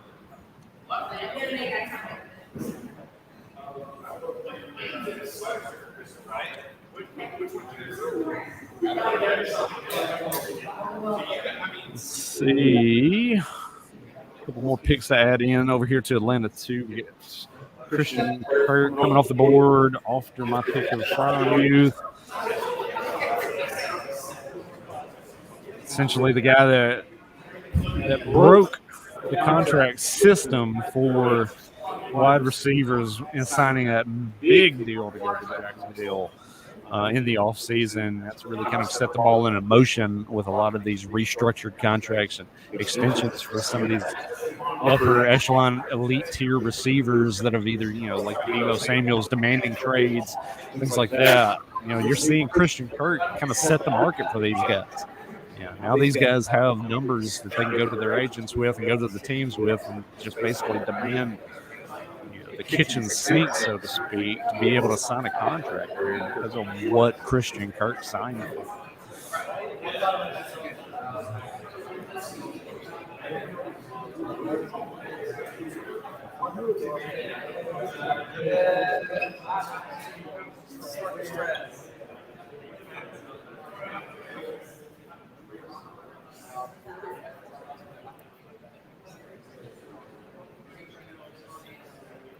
Let's see, Melvin Gordon, and we have Chris Olave coming off the board.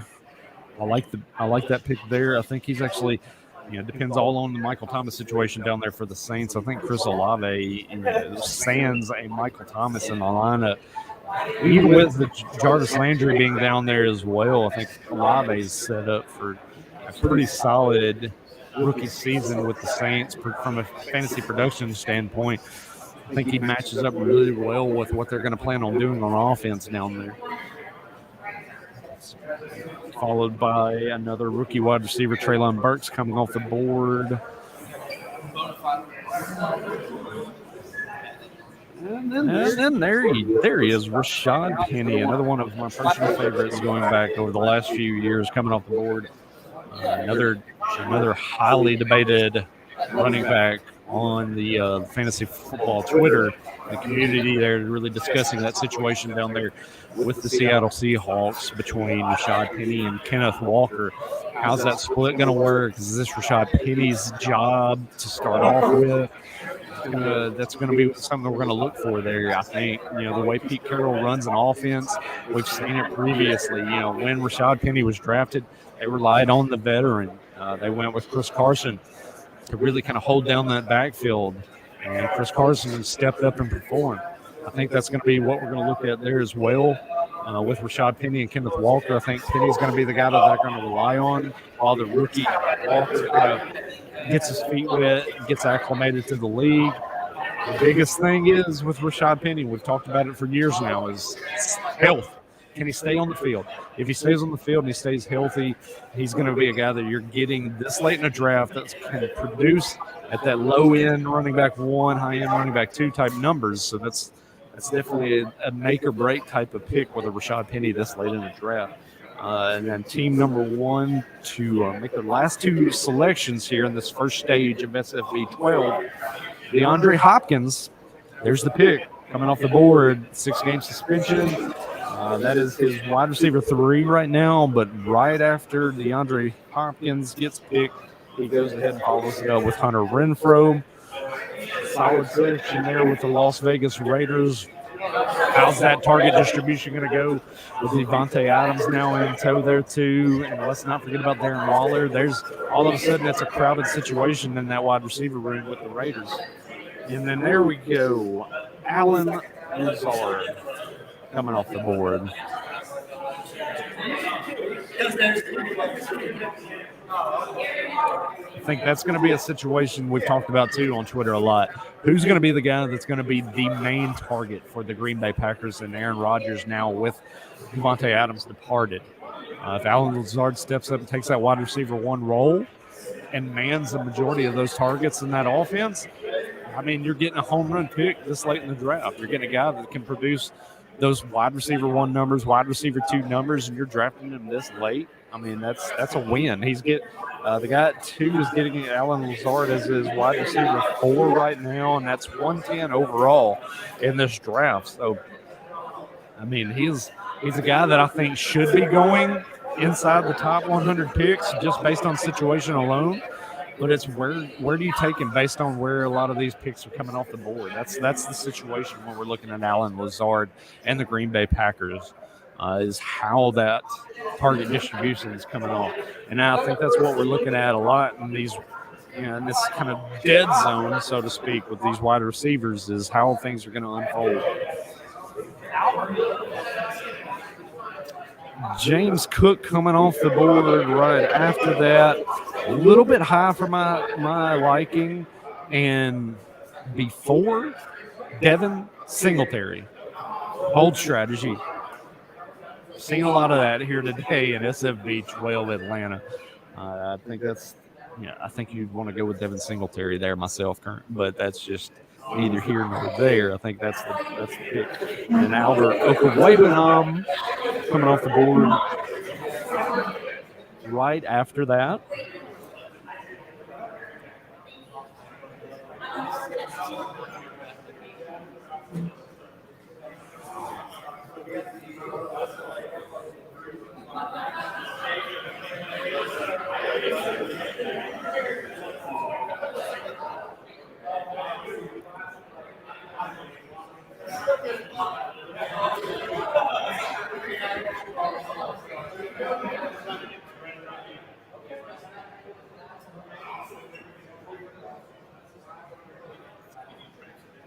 See Brandon Ayuk coming off the board now as well.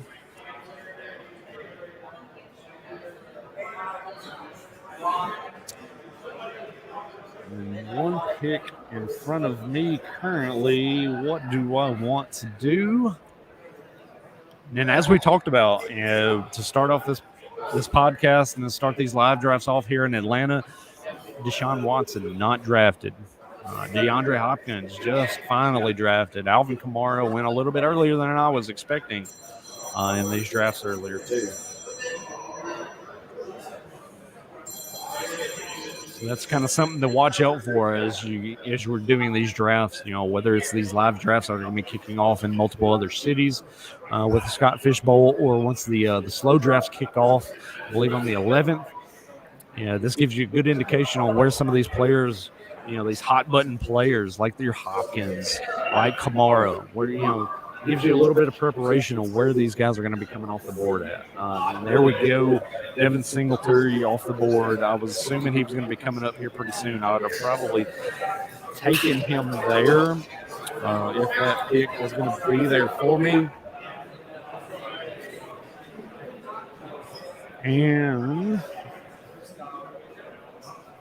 let's see here. And then looking at the board, kind of how things are unfolding right now, just went with Pat Freiermuth the round before, and I think I'm going to stay at the tight end position, not in the top tight end left on the board currently for me. Mike Gesicki, Miami Dolphins tight end, is the pick that I'm going to make there.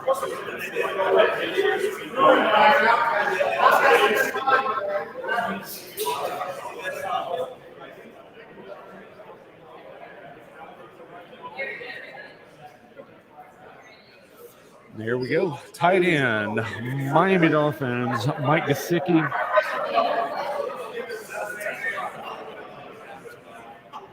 That concludes my first 10 rounds of SFB 12 Atlanta. Where my team has unfolded currently so far, I'm looking at Kyler Murray, Matthew Stafford, Joe Mixon, Leonard Fournette, A.J. Brown, Deontay Johnson, Damian Harris, Darnell Mooney, Pat Freiermuth, and Mike Gesicki. So I've kind of gotten everything kind of nice little base of the roster currently right now. With the double tight ends, I've got a little bit of flexibility right there, and that was one thing that really was a bugaboo for me last year in SFB 11. Was I waited on tight end too long, and my tight end one pre-injury.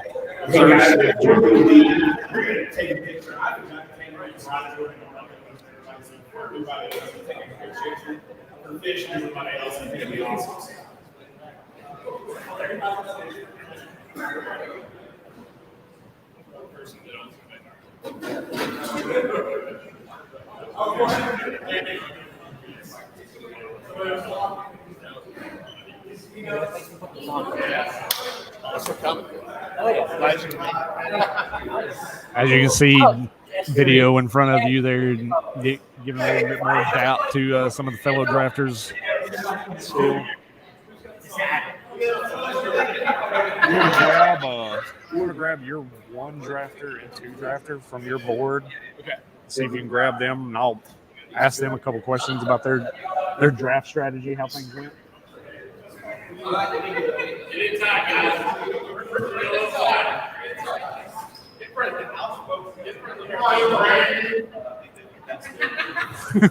And we got Atlanta Live Draft 1 doing a photo op in front of the board down there. It's great. You love to see it. Like we keep mentioning, that's kind of the running trend throughout the discussion of this show and this podcast. And Scott Fish Bowl in general is just, developing the camaraderie, getting in a room with a lot of these guys that we've had discussions with online only over the course of the last few weeks. And now you're getting in a room, you're getting voices to faces, and really kind of getting a chance to really talk to these guys and just developing that rapport there. All right. Come on in there. We got Brandon Myers. Where you were in Atlanta Live 1. What was your draft position? I was 101. 101. Okay, so you started off with Jonathan Taylor. You want to kind of give us a little bit of an overview of how your draft went? What's your thoughts, good and bad? What's your overall thoughts on how your draft went? Yeah, so I went Jonathan Taylor. I mean, I think he's the clear running back 101 right now. I think he just gives it such a positional advantage as we look at everything he did last year, his age, the health concerns, everything is falling in line for him to be the 101 again, even though that hasn't happened in 20 years, I think. Right. But yeah, so I think right now Jonathan Taylor's kind of the unquestionable 101. Obviously, this big quarterback run in round 1 and round 2. But very happy to get Aaron Rodgers to fall back to me in round 2. I think he's a perfect fit for this format, even losing Adams. He's still going to complete a lot of passes. He still has enough mobility, even at his age, to avoid the sacks. So I think all that kind of continues over. And then I just had to wait around and see what fell to me with the third round reversal. I picked up another running back, and I went with Matt Ryan. Not a super sexy quarterback, obviously, but another one that fits this format well. He's moving to an offense where he has a good running game, a good O-line. That's something he hasn't had in a while. Exactly. So I think with his numbers last year behind protection, very strong in his completion rate. So I think that all ends towards him being a strong option in this. He's a veteran quarterback. He's not going to take a bunch of sacks. Right. Even though it's not a big thing in this anymore because sacks are negative, still something to consider. Even still, like you mentioned, I mean, that's offensive line. That's been the best that he's been behind in years. Something to take into account.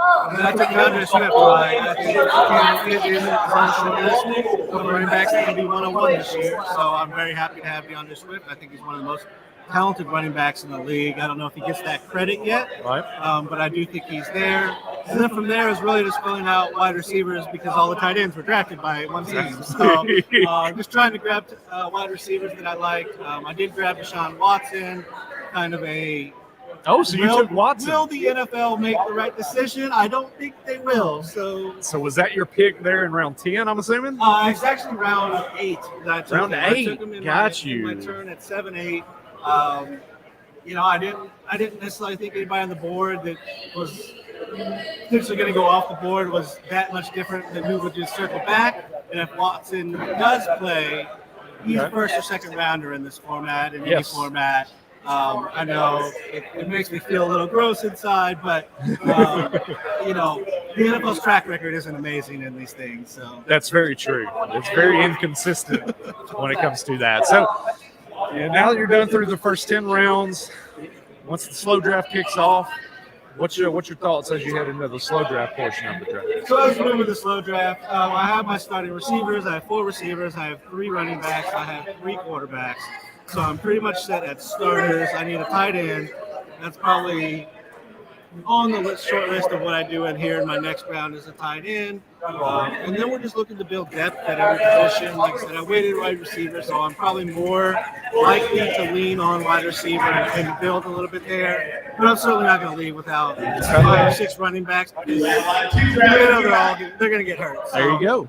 Yeah. Got to have them. Good deal, man. I appreciate it. Good to have you. man. Great to meet you. Take care. Enjoy the rest of your draft. Good luck to you as well. Have a good one, man.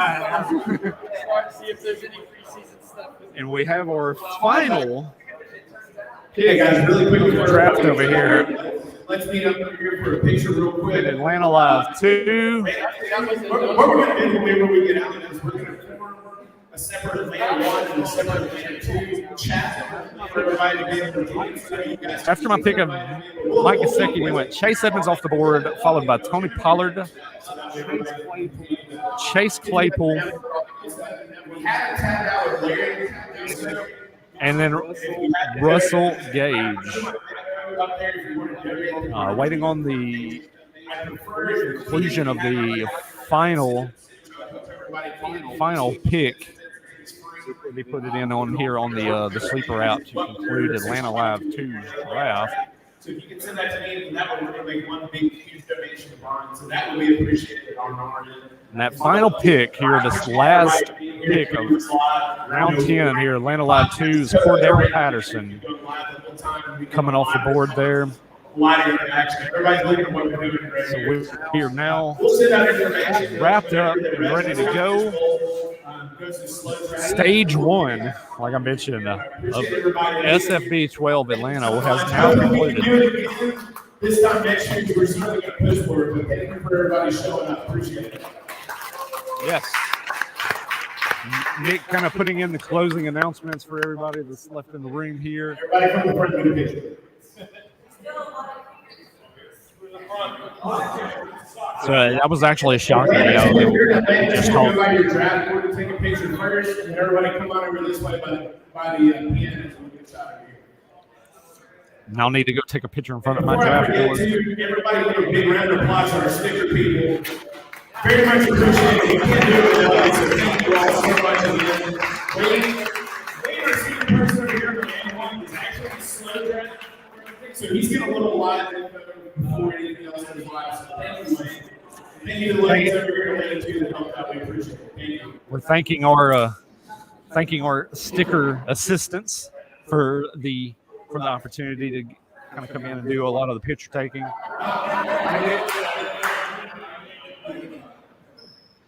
So I'm gonna jump off. I'm gonna swap over to Nick here for just a moment so I can go take my picture. I'll come back. We'll wrap up SFB 12 here in Atlanta.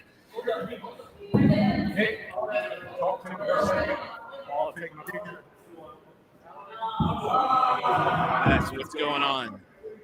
Hope everybody's been doing good. We're just getting some pictures, wrapping everything up here in Atlanta. So it has been an incredibly fun experience for everything going on here. Hope you guys have enjoyed watching everything going here. I know Chicago's about to kick off here in just a little bit. So hope you got some insight. I know everybody's got some ADP info about what's going on here. The drafts in Atlanta, I know Brandon's talked about it. It's been very different from what's going on. Atlanta 1, Atlanta 2 has just been incredibly different from what's going on draft to draft. We're getting ready to get a picture of everybody. I think you'll probably see it right here in front of the flag. So we're going to drop off and come back for a quick sec. We'll be right back. Yes. We're going to go. Everybody's going to take a big picture in front of you. You got to come. All right. All right, everybody go. I'm getting demanded to do stuff around here. This is just unnecessary, ladies and gentlemen.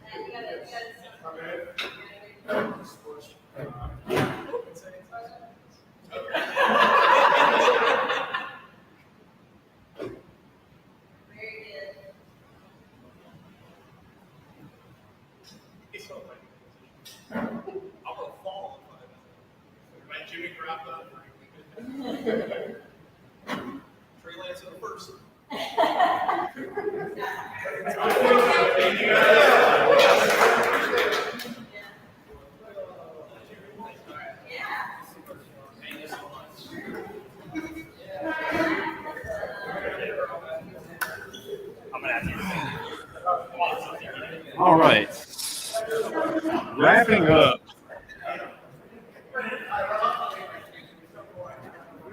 up discussion here. Papa Spot, man, I appreciate it. Have a good one. Good luck to everybody. All right. Talking with Alfred.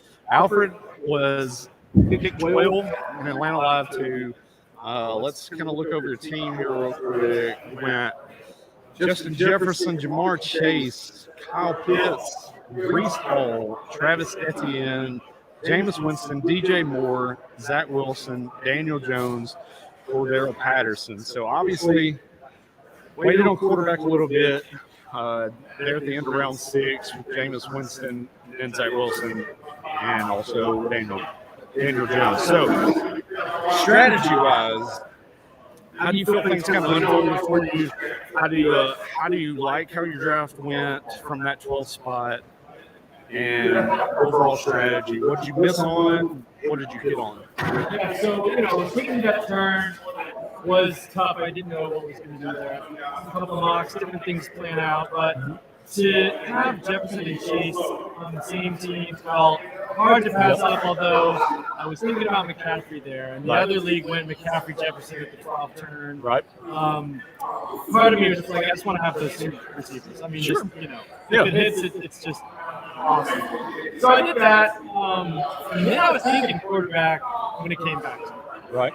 But at that point, there really wasn't anybody I was too excited about. We went very quarterback heavy in this league. I mean, you're going to go quarterback heavy in the super flex anyway, but it seemed a little more so. And by then, I was just like, you know what? Pitts offers the highest upside positional, with the extra premium scoring. He'll catch, I think he will catch 100 balls. Right. And get maybe 150 targets. So you can't really replicate that. So it felt too good to pass up. And then, of course, we wait all the way to come around. And then I'm looking at two running backs that I think can both finish in the top 12. And I'm like, I'm going to double take those. And I was just like, we're going to figure out QB later. I just kept pushing it down. Right. Pushing it down. I'm pretty happy with how it came out. And then the three you mentioned, took those quarterbacks. which you're hoping 2 of those 3 pan out. They're both kind of upside, or all 3 are kind of upside guys. Yep. Jameis may throw 40 touchdowns and 40 picks. But maybe he throws 40 touchdowns and 20 picks, and then that's not too bad. I mean, and then Bolton's second year jump, we hope they invested tons in offense in the Jets the past 2 drafts. Right. So we're hoping it all comes together. And then Danny Dimes with Brian Dable bump. Sure. There's some theoretical hope there, but yeah, it's risky. Good deal. So now, as you're going into the second stage and the slow drafts kick off, what's your mindset heading into the slow draft process of SFB 12? Yeah, so at 11-1, I wanted to maybe take Kenny Walker. So spoiler alert, that may be who I go with, but I figured I'd take Patterson now. We'll have a couple weeks. I don't know if any news will come out or whatever. I just figured Patterson's role won't change. So Walker, you may get a little information one way or the other. So we'll see what happens there. That's kind of the plan. There's a few wide receivers I'm going to take too. So we'll see. 3 weeks in NFL timeline is a long time. So Very true. Very true. Good deal. Alfred, I appreciate the time. Good luck to you here in SFB 12, man. All right, ladies and gentlemen. And that pretty much puts that conclusion here on our coverage for SFB 12 live here in Atlanta. We appreciate everybody jumping in. Of course, like I mentioned earlier, kudos and so much thank you. I'm humbled to Mr. Scott Fish, the guy that puts this entire shooting together. I cannot thank the guy enough for letting me be a part of it each and every year. And then, of course, the humbling part is the fact that I'm here bringing it live to you, part of the Woo Fantasy Podcast from rotoballer.com. So, of course, if you have not checked that out, like I mentioned before, rotoballer.com, your one-stop shop for all things fantasy. Promo code WOO to get you that extra discount at checkout for all premium content. So that is going to put a wrap on us from here at Park Benson, Atlanta at the Battery. Here within the next few minutes, actually going to be kicking off your second live draft for the Scott Fish Bowl from Chicago. So keep an eye out on that and follow along with the picks there. Let's kind of watch how things unfold with these drafts in Chicago too, based on how things went here in Atlanta. Definitely going to be something to kind of keep an eye on there and watch how that goes. So until then, until the next time we join you guys, we appreciate you being a part of the Woo Fantasy Podcast, and we will see you guys down the road.